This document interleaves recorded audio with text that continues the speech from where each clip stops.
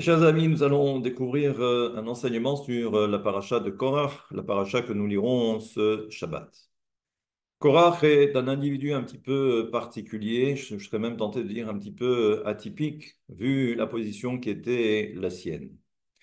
Au-delà de toute considération possible, à savoir est-ce que Korach se met en avant, est-ce que c'est une question de kavod, est-ce que Korach est quelqu'un qui recherche les honneurs, là aussi ça paraît quand même assez surprenant. Qui plus est, lorsqu'on sait que Korach était vraiment un homme très intelligent, riche, mais très intelligent. Et il savait pertinemment que de lui allait naître plus tard le prophète Samuel. Donc, ça veut dire également ce que ça veut dire. Mais derrière toutes ces considérations, Rabbi El-Hazar, donc le fils de Rabbi Shimon Bar Yochai, est là maintenant, donc c'est un enseignement qui est extrait du Zohar sur la paracha de cette semaine. Et Rabbi Elazar nous dit Al tachritu et shevet mishpechot akeati mitoch haleviim. Ce verset n'est pas extrait de la paracha de Korach. On le retrouve dans la paracha de Bamidbar au tout début, donc la première paracha. Et là-bas, on nous dit qu'il faut faire attention au shevet Lévi, mais plus particulièrement la famille des Kehat. Il existe trois familles, Lévi, et chacune de ces familles avait une mission particulière ou un rôle particulier chaque fois qu'ensuite on devait démonter le Mishkan. Et au moment où l'on devait partir, eh bien, ils avaient pour mission de transporter les différents objets, les différents, j'allais dire, édifices qui participent à la construction du Mishkan. Autrement dit, les différents matériaux qui étaient élaborés. Et là, on ne comprend pas pourquoi qu'est-ce que Kehat a de plus que les autres familles. Et là, donc, il y a cet enseignement, tout d'abord, qui est rapporté par le Zohar, où on nous dit que, tout d'abord, il faut savoir que, d'après la mystique, d'après la Kabbale, nous savons que Kehat, donc qui était certainement le plus important, il est dit que Shorshan, mais Ekvorod Da'at de Nogva. Nous savons que la Séphira de Malchut reçoit essentiellement ce qu'on appelle les Gevurot. Il y a 5 mesures de Gevurot, 5 mesures de din, de rigueur. Et pour le Zeir Anpin, ce sont les Chassadim, ce sont 5 mesures de Chesed. Tout le principe, c'est justement ensuite eh bien, d'unifier l'ensemble entre d'un côté la Midat Adin et de l'autre côté la Midat à Rahamim. Mais nous savons aussi que tout le principe, c'est que ce que l'on appelle les 5 mesures de Chassadim, elles ne sont là que pour ensuite adoucir la Midat Adin. Et si ce n'est pas le cas, étant donné que la Séphira de Malchut, c'est elle qui dirige ensuite les 3 mondes inférieurs pour arriver jusqu'au nôtre, s'il n'y a que de la Midat Adin, alors vous pouvez imaginer ensuite le reste. Donc, il faut toujours être capable d'adoucir cette midad adin. Je referme vite la parenthèse. Simplement, maintenant, il faut préciser que ces 5 mesures de rigueur se retrouvent au niveau du da'at. Quelque chose que nous avons déjà vu ensemble, peut-être à maintes et maintes reprises, quand il s'est agi de parler des 5 mesures de chassadim et des 5 mesures de din. Mais là, donc, nous savons que c'est tout d'abord au niveau du da'at.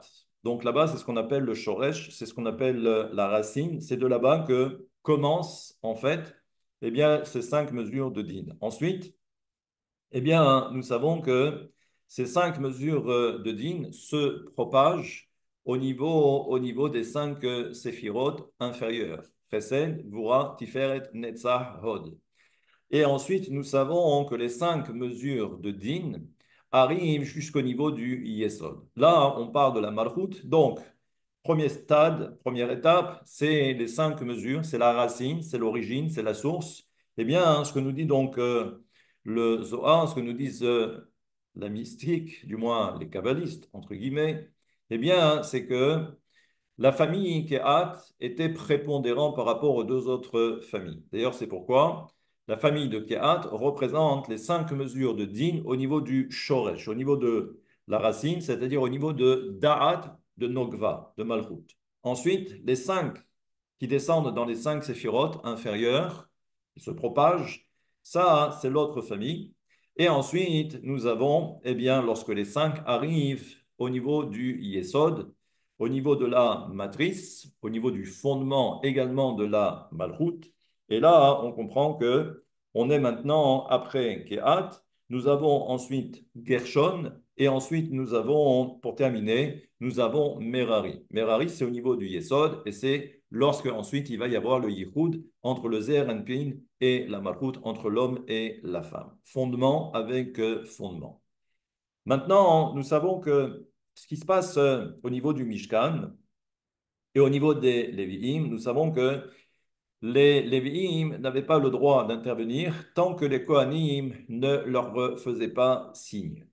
Et là, ce que nous dit le Zohar, Debae Kahana Leatkena Lebu. Parce que tout d'abord, c'était les Kohanim qui devaient ensuite tout préparer. C'est-à-dire que au moment où l'on devait démonter le Mishkan pour ensuite se mettre en route, il fallait ensuite, eh bien, et on va le voir dans quelques instants, c'est que c'était les Kohanim qui d'abord donnaient l'autorisation à chaque famille pour savoir à quel moment la famille devait ensuite récupérer les différents objets concernant le Mishkan.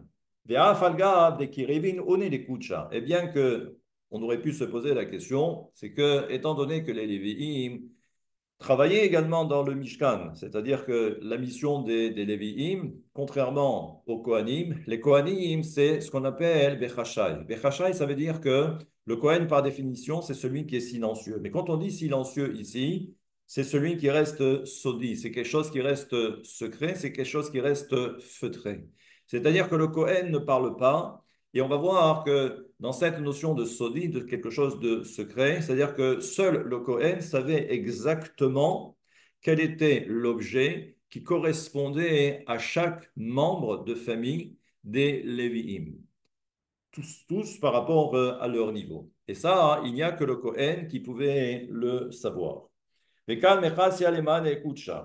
ensuite, lorsque l'on devait recouvrir eh bien, chaque objet du Mishkan, eh bien, kedin kesuya achara share. Az kisui acher ruchani shore umechase al chelek haruchani shebekeli hakodesh. Et donc, c'est cette sorte d'enveloppe qui était là pour protéger chaque objet. Et on voyait aussi que chaque, ce qu'on appelle un mircé, une sorte d'enveloppe, une sorte d'habit, pour protéger les objets du Beth Amikdash ou du Mishkan, eh bien là aussi, même cet habit était là pour avait également une valeur spirituelle.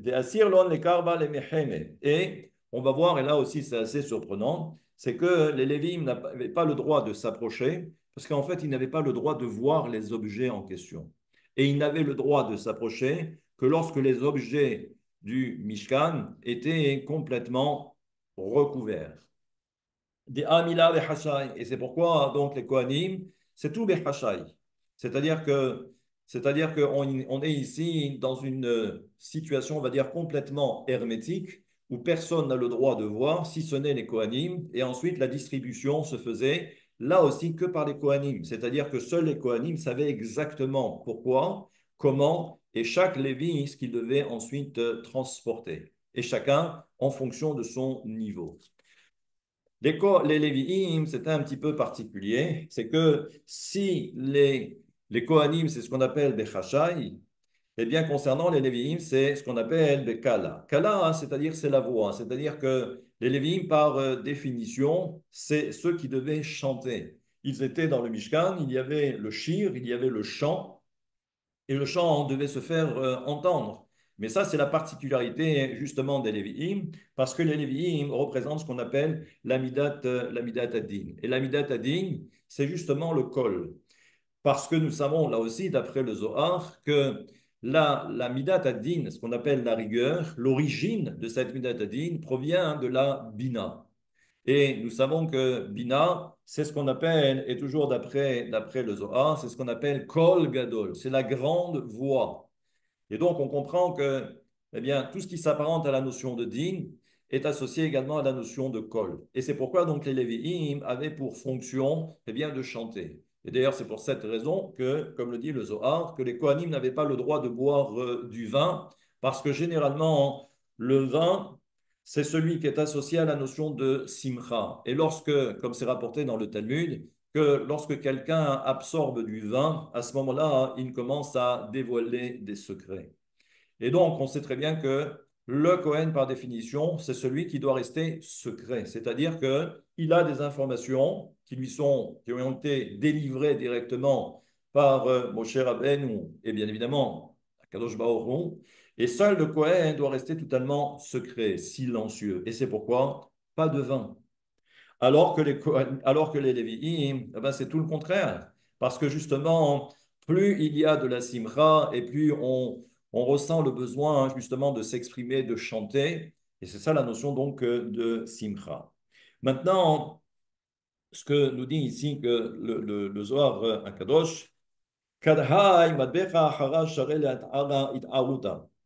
כאשר המזבח האחר, דהיינו המזבח החיצון, שהוא בחינת המלכות, מתחילת לעורר התעוררות הדין, דהיינו, כדלה ישתכחו זכאים, כשלא נמצאים צדיקים שיעלומן נגרום ייחוד העליון, מטבח הפנימה יתער לגבי וכאלה קיבלה. Donc là aussi, c'est quelque chose d'assez particulier, c'est que vous remarquerez que dans le Mishkan, il y avait en fait deux misbéach, il y avait deux autels. Il y avait ce qu'on appelle le misbéach Achitzon, le misbéach qui était à l'extérieur, c'est là où on faisait justement les sacrifices. Et de l'autre côté, il y avait également un petit misbéach, un petit autel, mais qui lui était à l'intérieur du Kodesh. Donc, on va dire que l'autel principal était à l'extérieur, sur le parvis du Mishkan ou du temple, mais par contre, ce petit Mizbeach, eh bien, c'était à l'intérieur dans le Kodesh, et ça, c'était justement le sacrifice pour la Ketoret, c'est-à-dire pour les encens. Et là, on nous dit quoi? On nous dit que Ayamin Shoa Kohen, Sheshorcho Mechesed Shebiyamim, Yeh Mekarev. Et nous savons que, pardon, que la particularité du Cohen, c'est justement de rapprocher. Pourquoi? Parce que le Cohen, par définition, c'est celui qui représente la droite. Les Lévi'im, c'est la gauche, c'est la Midat Hadin. La droite, c'est le Chesed. Et donc, c'est pourquoi c'est la droite qui ramène ceux qui sont éloignés. Victor et Bechashai. Et tout cela se faisait de quelle façon? C'est pourquoi le Cohen faisait cette fameuse Ketoret. Et la Ketoret, eh bien là aussi, il n'y avait pas de mots. C'est-à-dire que ça restait dans le silence le plus total. She'en shir be'aktarat aktoret, c'est-à-dire que concernant les autres sacrifices, c'était accompagné de chants. Concernant la ketoret, concernant l'encens qui se faisait à l'intérieur, eh bien là, pas de chant, rien, silence complet. Et ça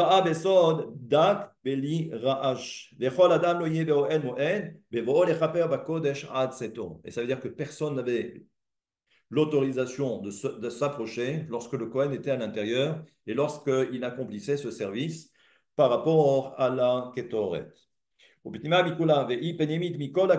Et nous savons donc que la Ketoret, c'est ce qu'il y a, j'allais dire presque, c'est le nec plus ultra par rapport aux autres sacrifices. Et là,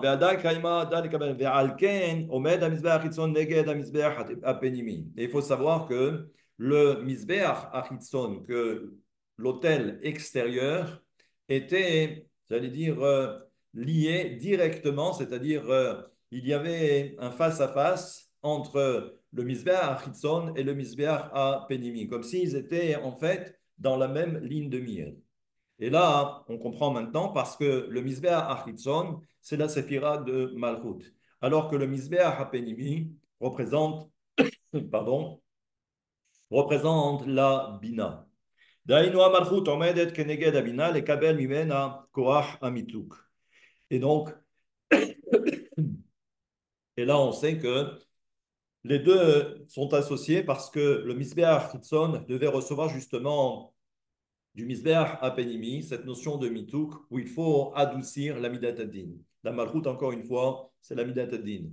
Et il n'y a que par la bina que l'on arrive justement à adoucir cette midat ad-din. Car le principe en mystique, c'est que la midat ad-din ne peut être adoucie que par rapport à sa source. Et la source, c'est bien évidemment bina. Et Rabbi El-Hazar nous dit quoi? Zot avodat bene kehat be'oel moed kodesh hakodeshim. Et là, on sait maintenant que les kehat avaient une position supérieure à celle des autres familles parce que les kehat avaient pour mission de s'occuper de tout ce qui était kodesh hakodeshim, c'est-à-dire c'est le saint des saints. Beshara, livne kehat natlin kodesh hakodeshim. Et lorsque maintenant les bene kehat devaient récupérer tout ce qu'il y avait à l'intérieur du saint des saints, eh bien, il nous dit Keden ate kahana dechafen kola. Il fallait d'abord que les Kohanim eh bien, enveloppent l'ensemble de tous les objets, comme je l'ai dit précédemment. Ah, la écrivine la. Et ensuite, il fallait pas que les Lévi'im soient présents jusqu'au moment où on fait appel à eux pour ensuite récupérer tous les objets qui étaient complètement enveloppés. Velo avo Haman, et il ne devait pas voir les objets en question. Et là, on comprend que, et là, c'est assez surprenant, c'est que ce que nous dit ici le Zohar, Begin Techelet. Et nous savons que tous les objets du Beth Amikdash étaient recouverts justement d'une enveloppe, d'un habit qui était de couleur Techelet, c'est-à-dire le bleu. Et donc la question c'est, mais pourquoi alors le bleu? Pourquoi le Techelet? Et là, on nous dit que Begin Techelet ha'ukmu avitmar, c'est que les filles Shekvar Biaru Haverim, c'est-à-dire que les collègues, on parle ici des élèves de Rabbi Shimon Bar Yochai, ce qu'on appelle les Haverim, Biaru Haverim ilamad Musha Techelet Meracheket et Achizat Achitzonim. De là, on apprend donc eh bien, le bleu Techelet, le bleu azur, le bleu Techelet, eh bien, c'est celui qui repousse les forces du mal. Bata de Intka Siakula. Achash Nitkan Sukola Kelim, Mekavim Benekeat de Natlin. Et donc ensuite, les Benekeat avaient la possibilité, lorsque tout était recouvert de ce fameux bleu, alors à ce moment-là, eh bien, les Keat pouvaient s'approcher et accomplir leur travail. D'ailleurs, c'est assez surprenant ce qu'enseigne ici le Zohar, c'est que généralement, lorsque l'on veut se protéger du Aïn hara, du mauvais œil, et on sait très bien que le mauvais œil s'apparente aux forces du mal. Et ce que l'on met toujours en avant, ce que l'on arbore toujours, c'est justement la couleur rouge. Mais on voit ici, d'après le Zohar, que ce n'est pas la couleur rouge, mais c'est bien la couleur bleue.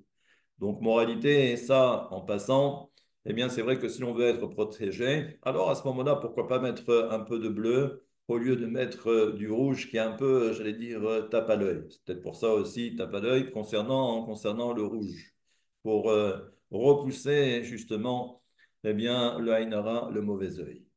Donc, paracha, donc, on voit ici que les Lévi'im avaient une mission particulière et là aussi, l'histoire de Korah reste toujours une énigme avec un gros point d'interrogation. Mais ce que Korah a essayé de mettre peut-être en évidence, c'est que Korah s'est dit qu'au tout début de la création du monde, on voit intervenir la notion de Elohim. Par la suite, Akadosh Baruch Hu a changé et il a mis Hachem Elohim. Il a mis le Yud Ke Vav Ke et ensuite Elohim. Parce que le monde n'est pas viable. Mais ça, le monde n'est pas viable parce que pour l'instant, il y a des tikkunim, il y a des réparations à opérer.